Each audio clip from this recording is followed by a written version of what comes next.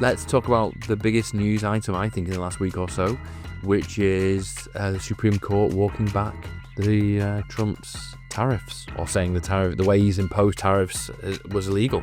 And wow. What feels like it in any other timeline would be a conclusion or an end state for the question, it seems to have opened up a lot more uncertainties, right? The question of refunds is on top of everyone's mind right now. Who gets it, when, and how? He responded by announcing more tariffs, right? So he's certainly sticking to the theme. And attacking the justices personally. That was quite something. Mm-hmm. That was arguably not very presidential. Shock horror. That's putting it as politely as possible. Yeah. An episode recently ended with Tobias Gleed Owens, where we talked about inheritance taxes coming to UK pensions, including SIPs, from April 2027. That much we know. And this is going to affect a lot of expats with large SIPs, and there's a lot of expats in America with large SIPs. And Tobias came on and he thinks there is potentially a way to avoid it by investing in non-UK situs investments. So for us, obviously, that would be US ETF mutual funds. He believes that should put the value of those assets outside of the scope of the UK inheritance tax. Now, this could have serious savings for the heirs of British expats who've got substantial SIPs, like tens, hundreds of thousands of pounds/dollars. So this has unsurprisingly generated quite a bit of interest from our clients and listeners.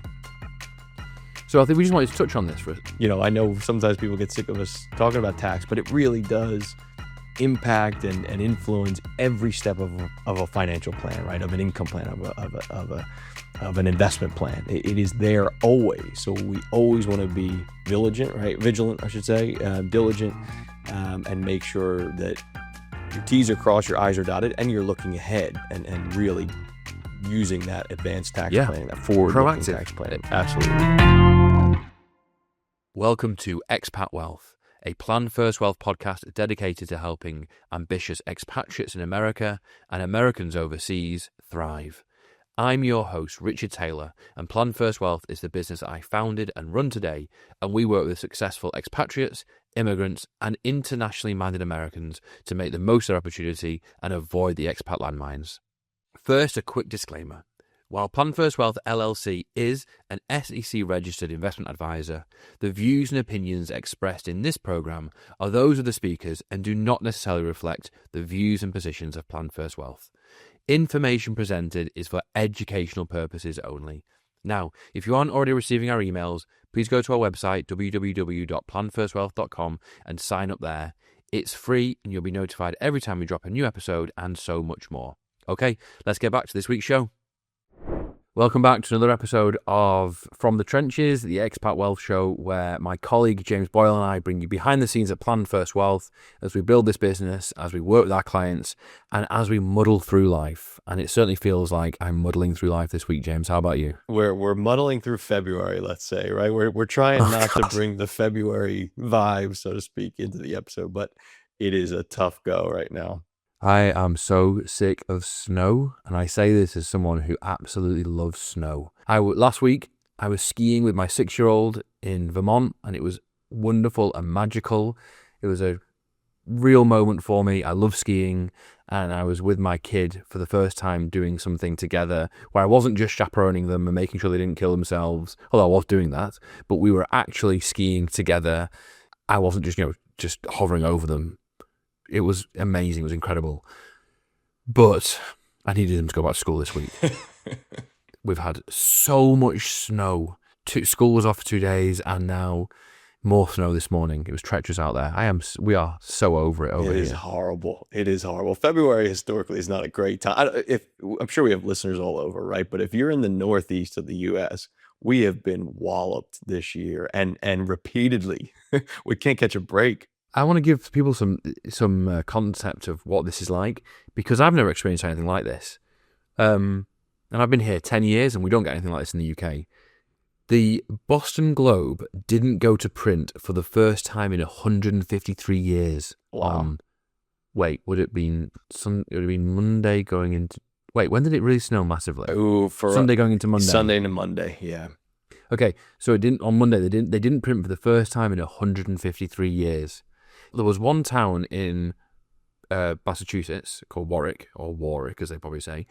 36 inches of snow, 3 feet. I don't know how you cope with that. We got 16 or 17 here in Greenwich, and it's nothing like I've seen. It was just a constant day of clearing it up. There was so much snow. There's still so much snow, and there were parts of New Jersey and Connecticut and Long Island that got 30 inches. That's 2.5 feet. I just can't comprehend what 2.5, 3 foot of snow is like. 16, 17 inches was enough. It makes you want to just duck under the covers and not leave. It's awful, especially like you said, the you repeated. Can't do that. Yeah. When you got 2 small kids who just tear up your house, who you have to feed. Oh man, it's been a trying few days. It really has. But can you believe that the newspaper 153 years, the first time. That stat blew me away. That's horrible. It's just, I think everyone is sick of it. We have to hope. Yeah, they are. We're wrapping up February. I think this episode will be out next week, right? Beginning of March. I am so hopeful, praying, whatever you want to say, that spring is on its way, because this is not fun. Well, the good news is, I don't know about where you are, but there's more snow scheduled for us next week. So, perfect. Yay. Okay, right. That's Moving our on. whinging, as you might say, for the episode, right? I'm just getting warmed up. What are you talking about? I'm just getting started. Well, let's talk about the biggest news item, I think, in the last week or so, which is the Supreme Court walking back the Trump's tariffs, or saying the way he's imposed tariffs was illegal. Wow. And what feels like it in any other timeline would be a conclusion or an end state for the question, it seems to have opened up a lot more uncertainties, right? The question of refunds is on top of everyone's mind right now. Who gets it, when, and how?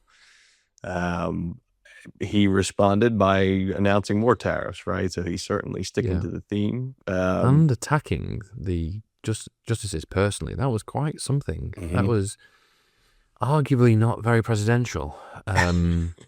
Shock horror. That's putting it as politely as possible. Yeah. Although last night was the State of the Union address. I didn't watch it, but I read about it this morning. And it seems that he's walked back or toned down some sort of the opprobrium, shook hands with the justices that were in attendance on the way in. Thank goodness. But yeah, who knows what next? It was quite a reaction. Yeah, I think we always talk about this idea that markets in general don't like uncertainty, right? And we've certainly had a lot of that over the last year or so. Do you see any way away from that? Do you see? I just can't imagine any place we get to within the next 6 months or in the short term where we feel like we know what's happening and what's around the next corner. It just feels. Do we ever know? Probably not. Obviously, that's massively heightened now. But I tell you, if you ever do feel that you have a tight grip on what's going on in you, then you're deluding yourself. Yeah. There's just too much going on. And there's too many unknowns, and too many can't possibly know. Mm-hmm. No one knows what's. We can have faith. The further you look out, I think the more confident you can be. But in the moment, and I stand by that. But I do also agree with what you're saying. It's particularly chaotic right now. And sentiment, certainly among consumers, is in the absolute dumps right now. I don't think anyone feels very confident. But to your point, what kind of actionable advice does that lead to, right? It's one thing to feel uncertain or feel, confused or worried. What can we do about it, or what can we discuss? I do think a lot of that on these is AI-driven fears. Yeah. Did you hear about this blog post that went viral? I was reading about this morning. Yeah. I read about that. I actually fell asleep reading it last night. It's pretty dire. It's all hypothetical though, but I think people are really on edge about AI, what it means for the immediate term. I think people are both excited at what this could mean, but also kind of fearful. It does feel like, and this is purely anecdotal, right? But it feels like that early stage optimism in 2022, 2023, maybe 2024 has shifted pretty markedly, right? Yes. From optimism to, okay, what does this actually mean, in the Yeah. short to medium term? And it's right that blog was a piece of fiction. Let's not lie, right? Could it happen? Hmm. Obviously, but it's pure speculation. We come back to this idea of optimism, even when it's difficult to hold those views. It is important to understand that human ingenuity and the response to these things, try to hold out hope, right? And try to understand that any kind of technological improvement comes with its bumps and disruptions, as the term is known on the street in Palo Alto. You have to hope that the human spirit, human ingenuity, persistence, drive will see us through, right? And things might look different, but we certainly don't want our audience feeling hopeless. I actually think I try to agree with that entirely. And I actually think the best proponents of that is America. And I know there's a lot of chat about America being overvalued or historically high valued and dependent on the behemoths, although there's a rotation going on there, absolutely. Yep. But I think America has proven itself over the last century to be the singular best country at harnessing human ingenuity for profit. Now, that can be taken to excess and it's not all good yet, but broad strokes, that's why I fundamentally still think America is the best place to invest for for the long term. No idea what's going to happen in the short term, but for the long term, I still think the countries that will harness this the best will find a way to make themselves and people, everyone around them and the country and society richer will be America. There will be massive inequality. That is such a problem that needs to be dealt with. I do think that. But the action is in America still, I think. And importantly, not investing exclusively in the U.S., right? We believe that, or I do anyway, the U.S. is a powerhouse and certainly has been. When that narrative changes, as it did in 2025 and into 2026, when ex-U.S. is outstripping, using the S&P as a shorthand, orders of magnitude, there's a reason to be diversified. Of course. Sorry, that absolutely goes without saying. And I'm not for one second advocating all America. But what the problem... The narrative is always so extreme, isn't it? It's for the last 15 years, nothing but America. And then suddenly it changes on a dime and everyone's shifting into the rest of the world. And I'm not advocating for that at all. I'm advocating for always being diversified and not like suddenly declaring, right, we're finished with America, let's do Europe. We're finished with Europe, let's go back to America. Not at all. But America has been on an absolute tear. But I still think this is where the action is in terms of AI and maximizing that potential. Yeah, let's hope so. Yes, let's hope so. We have a new Fed chairman incoming as well. That's an interesting. No, I don't think anyone's surprised. I don't think it's necessarily a bad pick, Stephen Walsh. He seems to have the bona fides. I don't think he's a pure political hack, like some of the others who are being suggested. So, I'll be kind of glad. I think Powell's been a great Fed chairman, but there's so much circus around him now. Yeah. So much controversy. Not his doing. I think he's done a great job. But it'll be as long as this guy doesn't turn into a political hack, doesn't turn into just an act like a lapdog willing to do whatever the boss wants, then I think hopefully that could be a good call. Isn't it funny? We talk about the sentiment around AI, right? We feel that shift, or certainly in the media. Same thing with the Fed, right? Maybe not necessarily negative, but in 2025, the Fed was a dominant news story again and again and again, right? And in some ways, that's not the most forward-thinking position, right? I'm sure Federal Reserve officials would rather be somewhat in the background, right? And it shouldn't be this political circus like it's been. So I can absolutely echo the feeling that there will be some sense of relief that continues, right? That there is a functioning. Absolutely. Although I would say the Fed has changed. Years ago, you didn't hear from the Fed at all. Yeah. Right? Yep. Then you had the taciturn Greenspan, and I think this was kind of before my time, but I believe trying to decipher what he said was an art form in itself. And then we've had Bernanke and Janet Yellen, and now we have the very plain-speaking Jim Powell.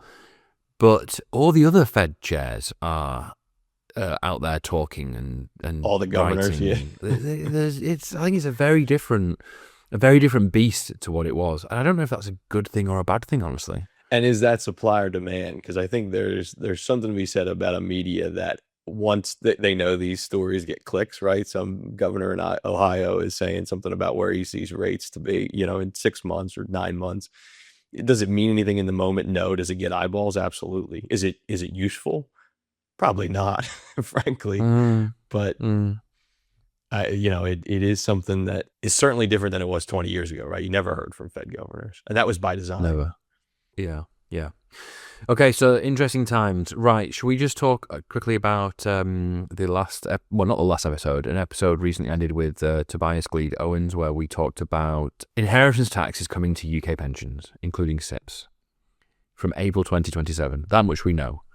And this is going to affect a lot of expats with large SIPs, and there's a lot of expats in America with large SIPs.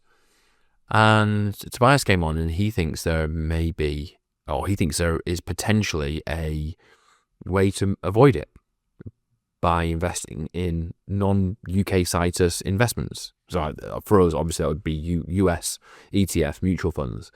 He believes that should put the value of those assets outside of the scope of UK inheritance tax. Now, this could have serious savings for the heirs of British expats who've got substantial SIPs, like tens, hundreds of thousands of pounds/dollars. So this has unsurprisingly generated quite a bit of interest from our clients and listeners.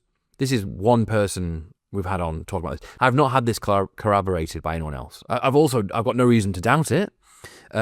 But we don't even have the final rules yet. The inheritance tax on UK pensions doesn't come in force until April 2027. So I don't think there's any massive urgency. Anyone. So we've received quite a few people reaching out to us about this, and I think our message has been like, we're watching this. We're putting out feelers to the different pension providers, trying to understand what their positions are, what their options are. There's no action to take right now, I don't think, but we're looking into it, we're working on it, we're seeing how this evolves and develops. Yes, we've gotten a lot of interest on this and questions, and people kind of scrambling because it is a massive shift, right? For virtually forever, pensions didn't fall under IHT, and now they will, to our understanding of the rules. It does kind of dovetail into something that we call income planning, right? When we think about segueing from an accumulation phase, from working and earning an income, into now distribution, right? When you're going to start taking withdrawals from your investments. For a long time, we've taken the position that if you're in the U.S., your non-U.S. assets likely should be drawn down on first, right? A SIP is a great example of that. For a lot of reasons, right? For reporting complexity, for tax questions, usually just made sense to draw those assets first. Simplify your financial life that way. This, in my mind, is even more credence to that approach, right? To potentially look at drawing down your SIP first rather than looking at U.S. or domestic investments. Certainly, that's a blunt tool, right? But that's one way to mitigate some of that concern. But we did also have clients who had substantial assets in SIPs, or we do have clients who got substantial assets in SIPs, who were choosing to take a different route, which was to leave them untouched because of gross roll-up, but also because they were outside the UK inheritance tax net. Yep. So for those clients, the particularly large ones, the calculus has shifted somewhat. Yeah. It's one of those things. I had a conversation recently with a client. I would expect, not, everyone hears my accent, not being familiar with the UK legal system, certainly, and how this might get challenged by HMRC and the IHT collection. I would imagine there's going to be some pretty significant contests in the courts, right? Or determinations of what is covered and what's not, is non-UK domiciled assets. Does it look through the SIP wrapper? All the things that we discussed on that episode. If you haven't listened to it, I certainly recommend it. And I'm eager to see clarity on that, right? To get an understanding of where the field lays, because like you say, for someone with significant assets in these vehicles, it is a charge that we had never anticipated, right? That is a very real potential threat now. Tobias seemed pretty confident that it was supported. It wasn't just spun out of whole cloth. Like it was, it very much fit within the spirit of the rules and UK citus assets and non-UK citus assets. So You seem pretty confident in it. I think a key element will be getting the buy-in, getting the agreement of the SIP trustees, because on death, it's the SIP trustees who will also report back to HMRC. And Tobias was very clear: you want whoever's dealing with the executor of your estate will be reporting to HMRC, and the trustee of the SIP will be reporting to HMRC, and you want them reporting the same thing. You want to be on the same page, and if you're not, that will be a problem. So I think that's going to be critical. So if we can get and that's one of the jobs we're doing right now, is we're reaching out to the trustees, trying to understand their position and their take and go from there. But we have time. Yeah. I can hear the questions flooding in right now, right? With the partners you work with, the platforms you work with, trustees, custodians, what is their position? We don't know yet, right? But it's something we're actively working on, and will only grow in importance, like you say. Yeah, cool. Right. I'm excited to announce that Expat Wealth has its first sponsor, the Global Financial Planning Institute. The GFPI exists to provide education, community, tools, resources, and ongoing research for financial planners and other advanced financial professionals working with international and cross-border clients in the US and Americans abroad. I'm a GFP Institute Fellow, and I've put all our employees through their GFPI programs when they join us.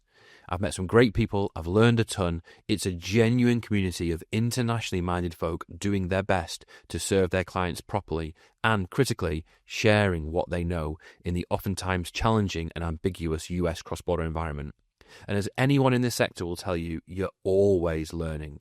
So if you work with international clients and or Americans abroad, or if this is an area you're looking to get into, check out the GFPI at www.gfp.institute. You will be glad you did, and I hope to see you there soon.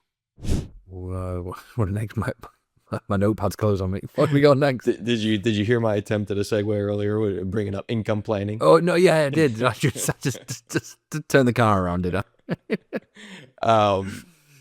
This is a major topic that I don't think we always think about what we want to cover, what questions we get from clients or prospective clients, topics that are top of mind. This is something we have not covered yet in the podcast, to my knowledge, really at all. And it's what we call income planning, right? That very notion that I just mentioned, going from what we call accumulation to decumulation, right? So accumulation, you're working, you have an income, you have earnings coming in, you're saving into pensions or investment accounts. That shifts, obviously, when you step away from work, when that income stops. A pretty critical point when we think about what does financial planning mean, what does retirement planning mean, is income planning, is determining the path and plan for how you generate income, you derive income from this nest egg you've built up throughout your working career. It is critical, and if you get it wrong, you either, in the least worst case scenarios, you're leaving money on the table, right? In the worst case scenarios, you're potentially derailing what would have been a successful retirement. It's not something that we always talk about immediately, right? We tend to say 2 to 5 years maybe, and 5 years might be long, before stepping away from work to get this income plan into place. But it's something, as you approach retirement, you should be thinking about and should be concocting a plan for. Well, can I just put a stake in the ground here and make something really clear that you touched on? There are two phases in someone's financial life: accumulation and decumulation. And to be clear, most financial planners, in my experience, exist to help people with the decumulation. And I stress that, not family offices, that's a whole different thing. Once you get above a certain level of wealth, there's a different calculus going on. But for most of us regular folk, you have accumulation and then you have decumulation. And financial advisors can help a lot in accumulation, but they really exist for decumulation. And the reason I bring this up is because a lot of people are in the accumulation phase, the working phase. You're in your 20s, 30s, even 40s. You're working hard, you're saving, you got your 401k, your 529s, you're worried about paying off your mortgage, you're worried about putting your kids through college.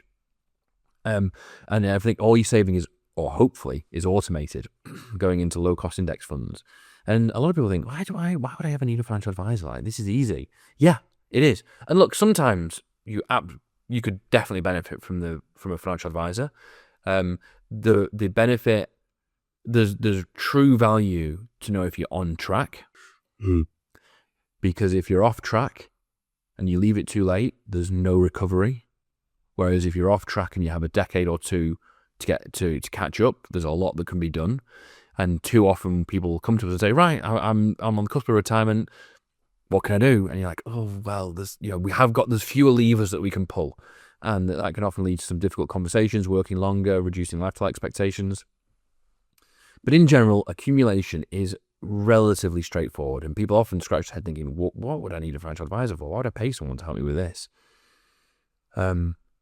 Although I will just caveat that, as always, I know you're all sick of hearing me say this, but if you're cross-border, you need a good tax advisor. Absolutely. Have a good cross-border tax person do your returns. Please, please, please. It will save you oodles of stress and likely some real hard currency in the long run. But decumulation is very different. When you stop earning, when you stop having a regular income stream or two that pays your bills, that gives you that financial security, that means that when the market goes up and down, you don't freak out because you're not living off that pot of money.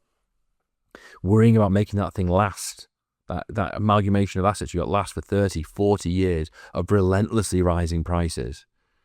That is stressful, it is scary, it is hard. It's fraught with dangers. It's an enormous psychological shift, right? It's enormous psychological shift, and compounded by the life change itself, right? You see those charts every once in a while that are like most stressful occurrences, events in someone's life: changing jobs, changing house, moving houses, death of parents, that kind of thing. Snow.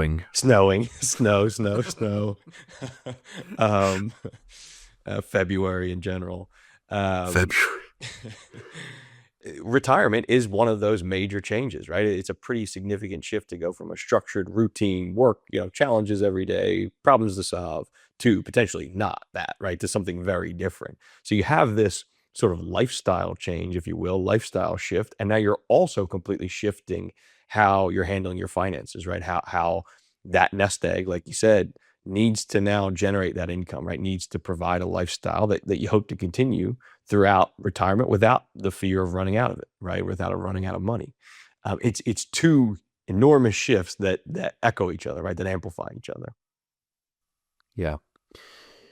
So, what do we want to say about what we do? How are we approaching income planning? I think there's it's systematic. Yeah, there's a lot that could be said here. If we can keep it high level, we look at a couple different things.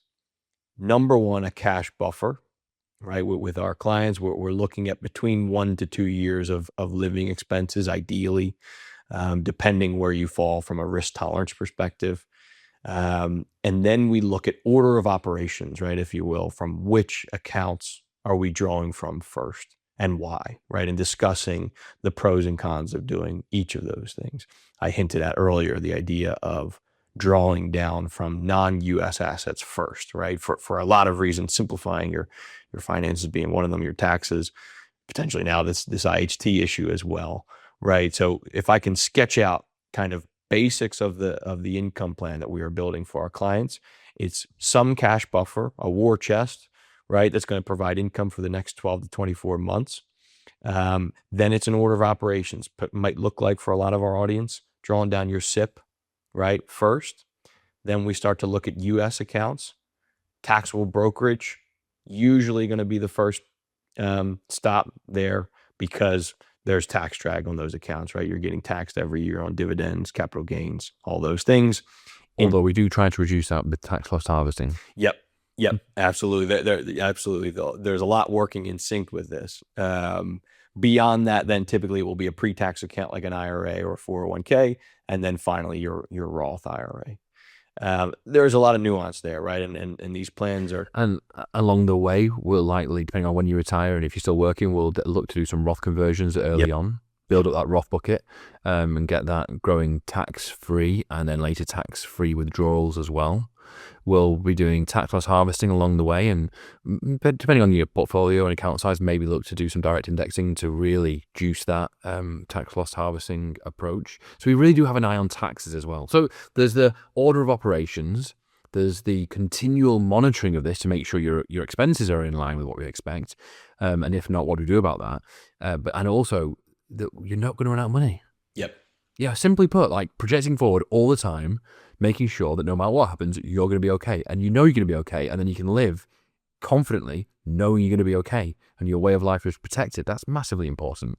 That idea of not running out of money. Then there's the flip side, right? Who a lot of our clients are in this position. I'm sure a lot of the audience, where we also want you to have the confidence to live the lifestyle you want, and that's supportable by the plan. We don't want you to leave life on the table, right? Critical Yes. piece. Yeah.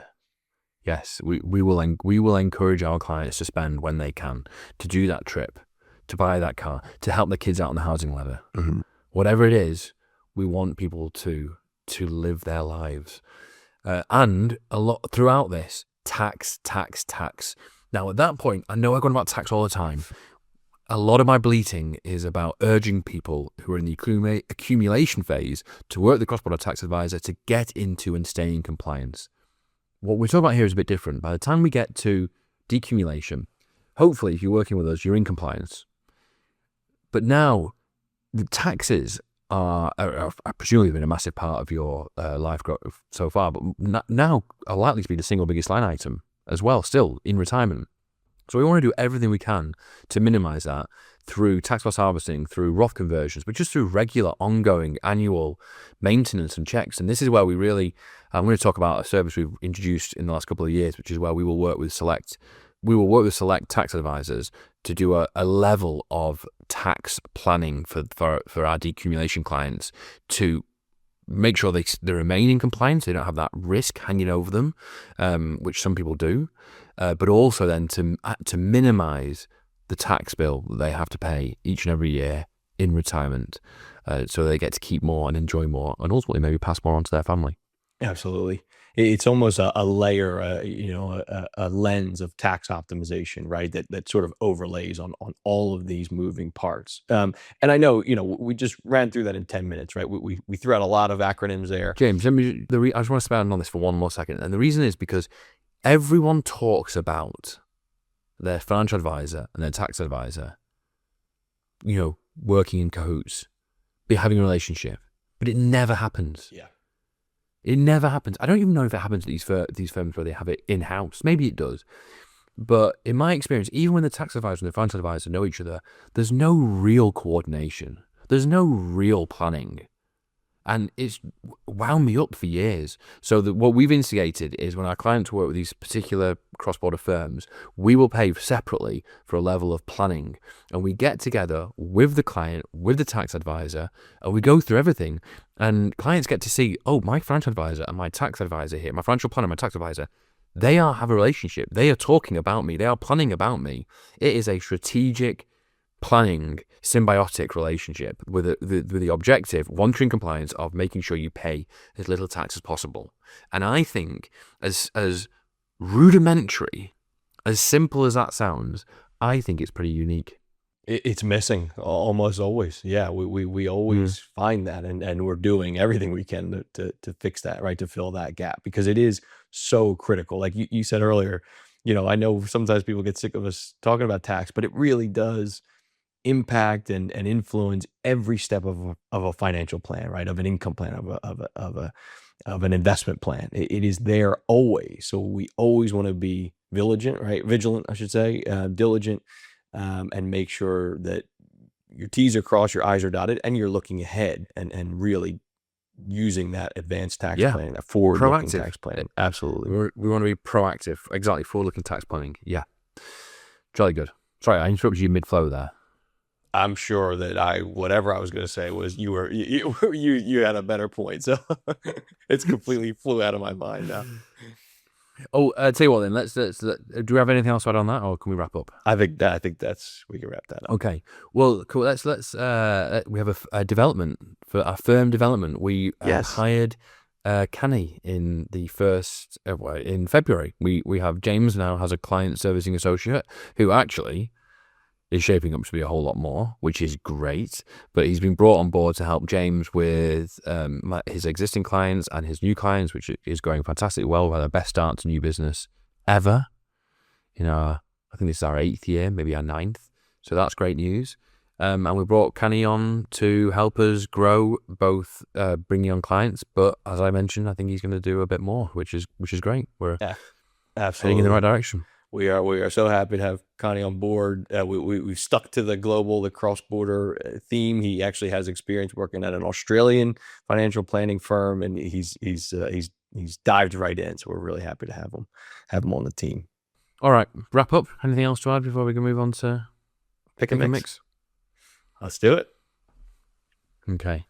Well, I'll let you go first. Tell me what's showing in the Boyle household. This will be a good segue from our previous episode, because I'm actually reading a recommendation by one of our hosts, 1929 by Andrew Ross Sorkin, about the depression, obviously in the year 2029 with the stock market falling.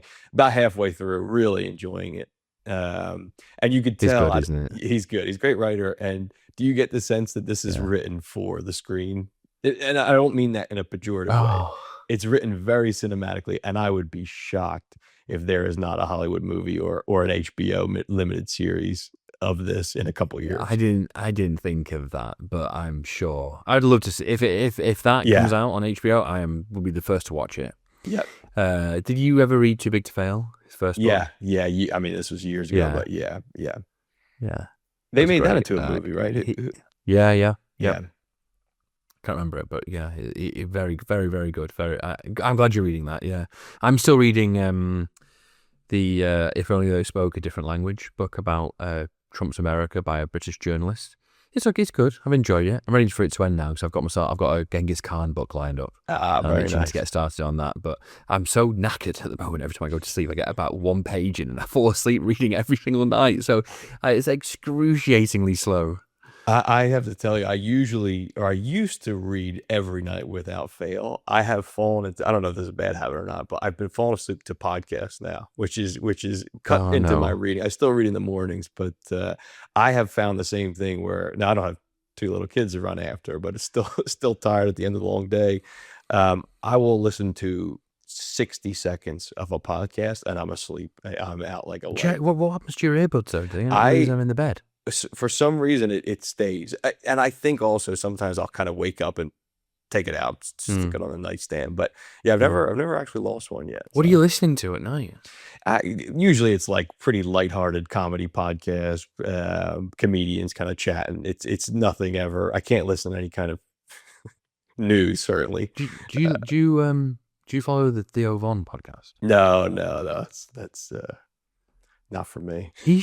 He strikes me as quite funny. Yeah, but some of the people on there, it's not my cup of tea. Not my ecosystem necessarily.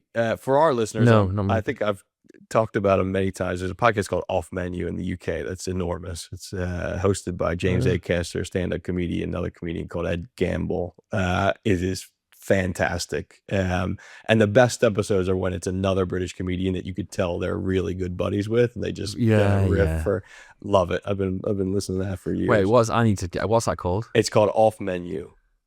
Off Menu. Yeah. Okay. Well, my recommendation podcast is a goal hanger podcast called The Only Way Is Politics. Oh, sorry, The Rest Is Politics. US. Anthony Scaramucci and Kathy Kay.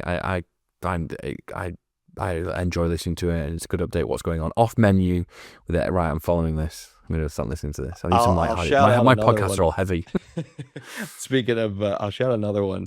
It's called What Did You Do Yesterday? It's similar story. A Dublin-based comedian, Dan Docherty, and there's a British sports commentator whose name Max Rushton, I think his name is. I don't know him. But he's got 2 young kids, and they literally just go through their day, hour by hour. I would imagine you'd either feel a lot of empathy for him, or you have flashbacks, like PTSD flashbacks. But another good listen. Both to follow. I could do with some like podcasting minds all economic investment news, which is politics and history. Yeah, I see. I'd have trouble turning my brain off after that, but more power to you. Yeah. Anything on TV worth watching? Industry we've kept up with. I know. I think you bailed out of that one. This is an HBO. I bailed out on the second season. Yeah. I think it's an HBO BBC co-production type thing set in London. Completely over the top, completely bombastic, but entertaining, very entertaining. The show has evolved quite a bit. They brought on the Game of Thrones actor who played Jon Snow. He's kind of like one of the main leads now. Like I say, Kit Harington. That's it. Very over the top. You know nothing, Jon Snow. You know nothing, Jon Snow. He's very good in the role. He plays this kind of like down and out, sort of mentally unstable nepo baby inheritor, sort of upper class, British lordling. So, well, he is descendant of aristocracy, yeah. So maybe that's where he can draw from that well. He does it. It's great performance. Oh, really? Yeah. I like him. I enjoy Game of Thrones. Yeah. You know nothing, Jon Snow. I'm watching the BBC adaptation from a few years ago of War and Peace.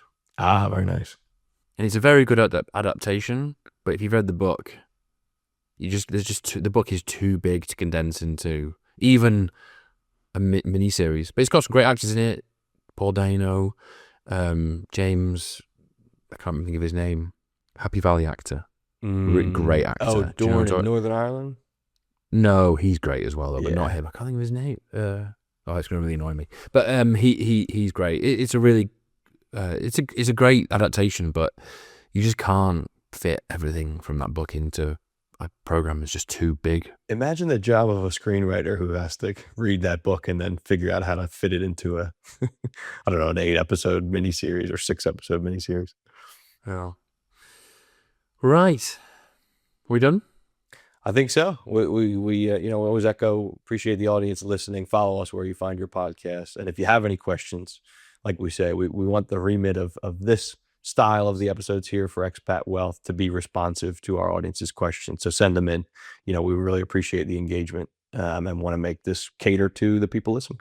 Yeah, we'll keep, if we pick up signals, which is that episode on SIPs, we just got a deluge of people reaching out to us, then we'll bring that up. But don't be afraid to come at us with questions, queries, and maybe we can build a segment around that. Absolutely. And if you're listening to this and thinking of questions that occur to you, that means probably there's dozens or a very large group of people who are also thinking about it but won't send the question in. So don't be shy, because we definitely see these themes, and like we said, we want to help where we can. Absolutely. Excellent. All right, James, thank you very much, and I shall see you soon. Here's the spring. Cheers, Richard. Here's the spring. Yeah. All right, bye-bye. All right, folks, that's another episode of Expat Wealth under our belts. Thank you for listening. I appreciate it, and I appreciate you.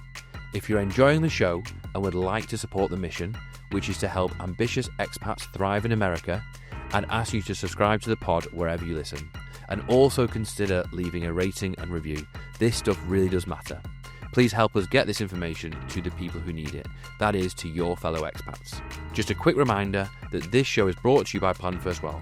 We are a US-based financial planner and wealth manager, and we help successful American and international families living across the US to make the most of their opportunity and ultimately to retire happier. If you'd like to know more about how we might be able to help you, you can find us on our website, www.planfirstwealth.com, or you can look me up on LinkedIn. Do get in touch. We'd love to hear from you. As always, thank you to the podcast guys for their help producing this episode and the entire show. See you next week.